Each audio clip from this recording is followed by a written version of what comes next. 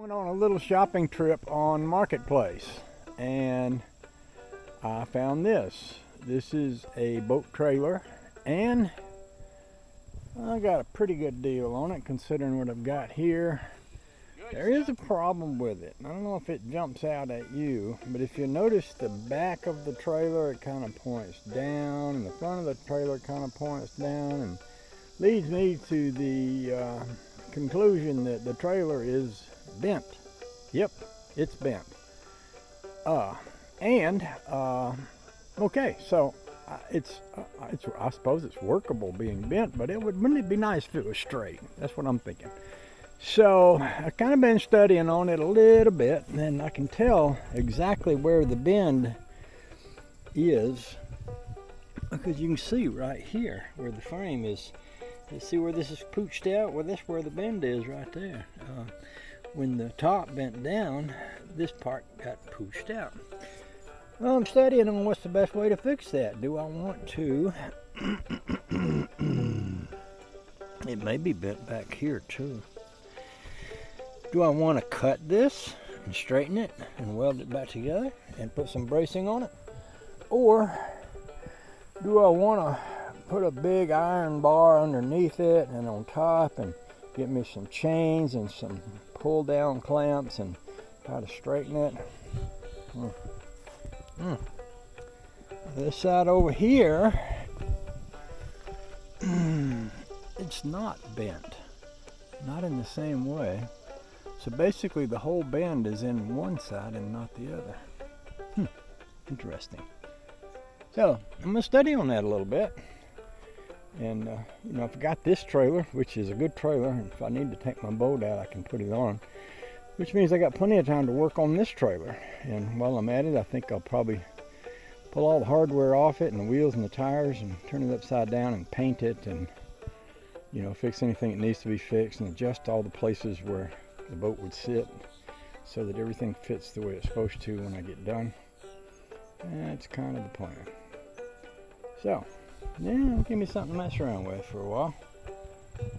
And then after I get this one fixed and I put the boat on it and I'm happy with the way it sits, I can come back and sell that one. Oh, the joy.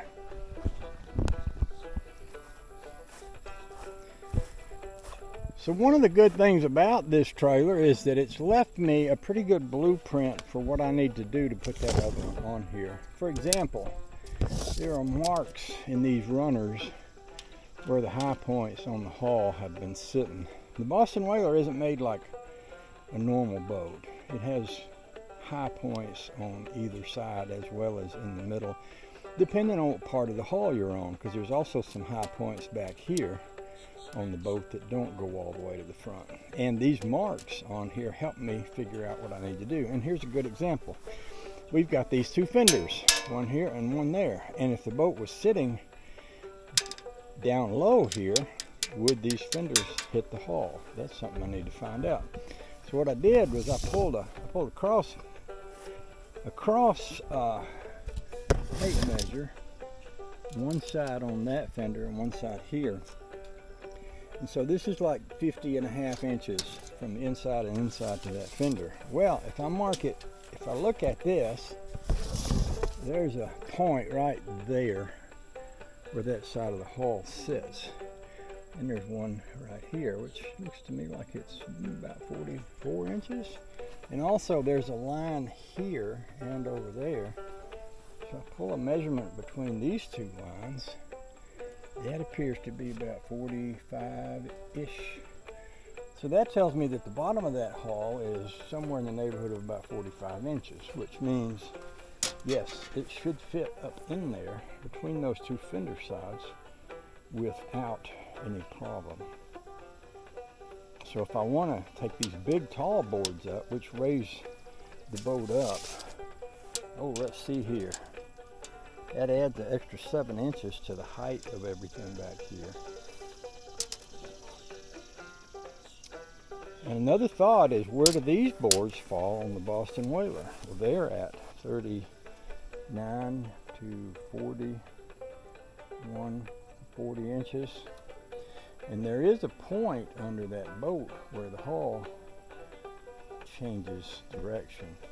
But I think what I may want to do is take these boards off, take these off, put these up underneath the trailer so that they come up on the side of the boat over here, and then I'll have a flat area here so that these rollers will actually hit the trailer. And then if I put some almost flat boards on the side to support that, like I did over there, then that boat has a good support system for the whole boat.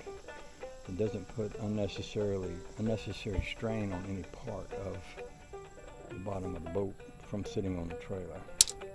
Another thing to look at or think about is the distance up here. Now that comes out at 70 inches. Now that's to the outside. So if I were to bring that to the inside, that would change that to maybe 66 inches, which is good because the distance on the boat between those sides is actually marked here.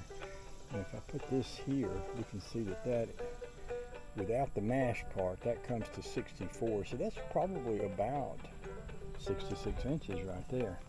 So the second thing to think about is that boat has a rub rail, and I don't want this to go underneath the rub rail because that could cause damage. I need it to come up to the side of the boat so that it hits at the rub rail. So I need to think about and measure here.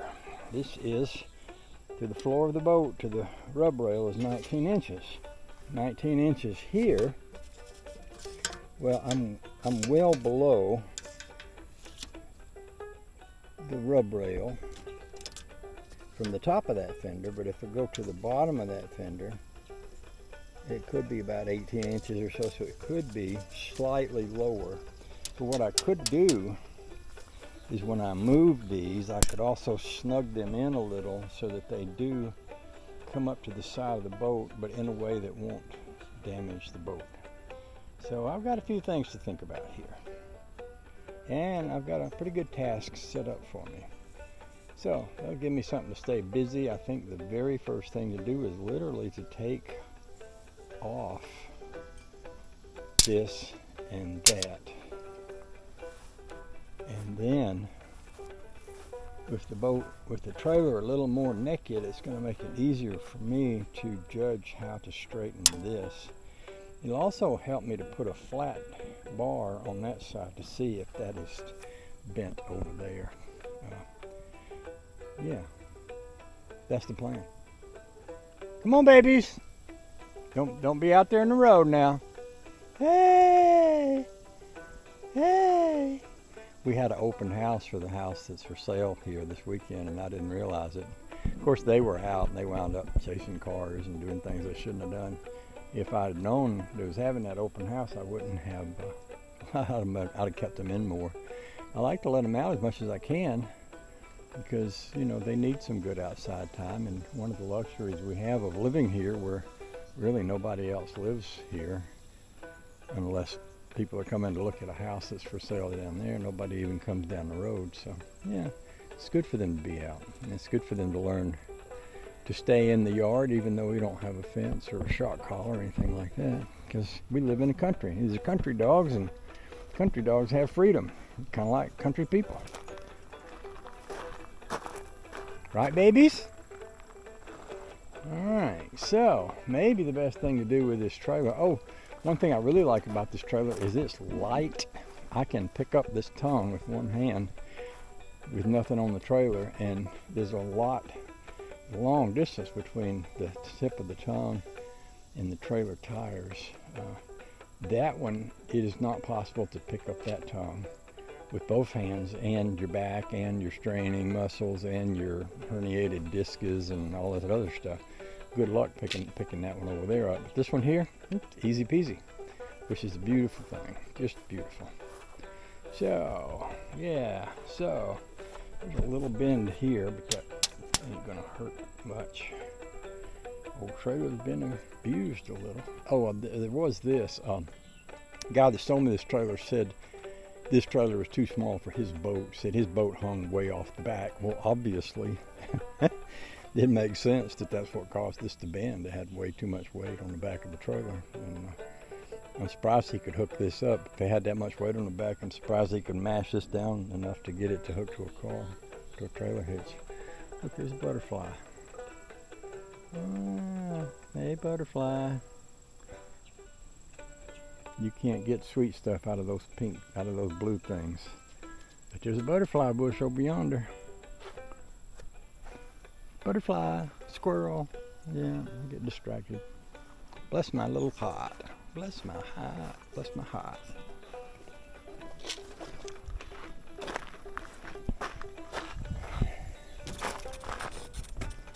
Babies! Hey, babies! Hey, babies! Oh, good to see you. Oh, look at you, Daisy. You've been rolling in something. Yeah, you've got stuff all over you. Yeah. How about that?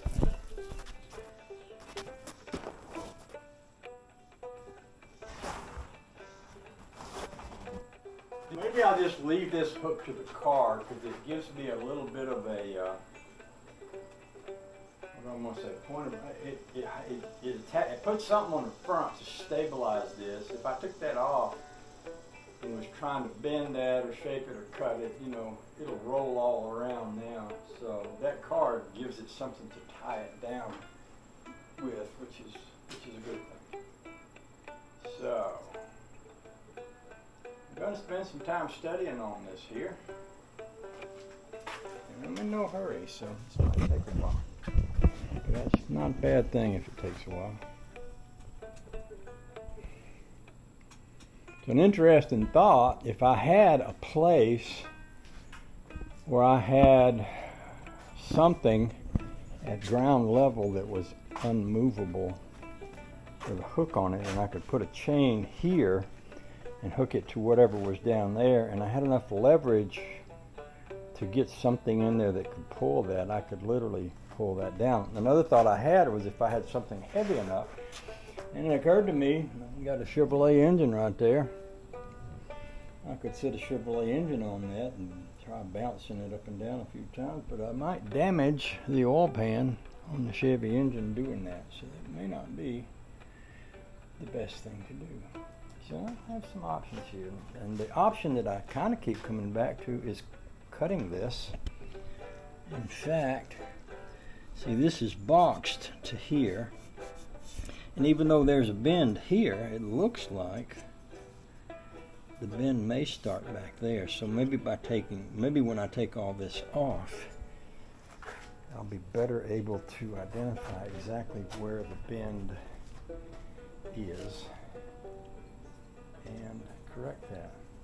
And I'm thinking about correcting it by literally cutting the frame, leaving the frame together on the bottom, but cut a slot and then put a little angle on the slot and then pull the frame together into that slot and weld that.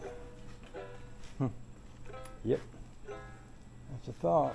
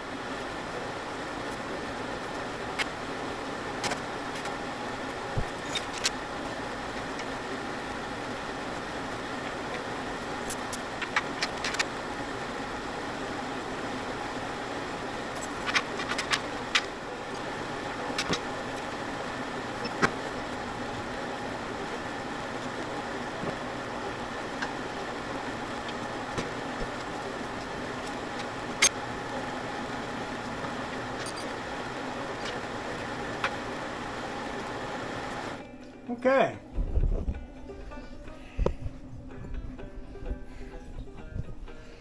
I think that is working. Or maybe it worked.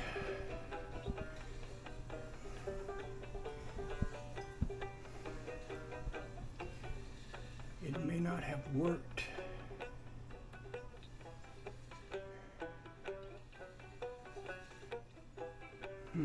As much as I was hoping for, but I mean, right now, this is very close to pretty good.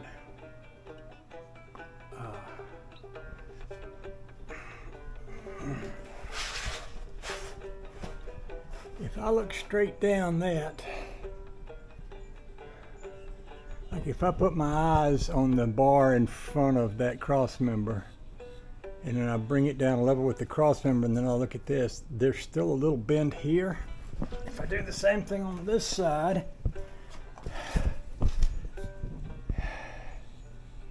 it's very similar. Now, I'm wondering what would happen if I took my torch and just heated that area. We know this is bent over here. So, what if I pulled all these wires off of it and heated that?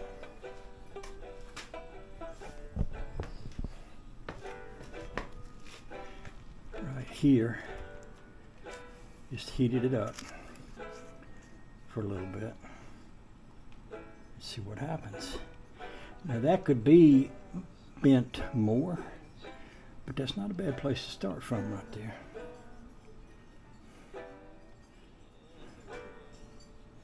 And from where I have it, I could put a second chain up here with a second hand dog and pull this some more. But I think maybe before I do that, because there's a lot of pressure on that, I think I will try heating that up. I'm going to pull all this off, these wires and everything, and then we'll see what we can do.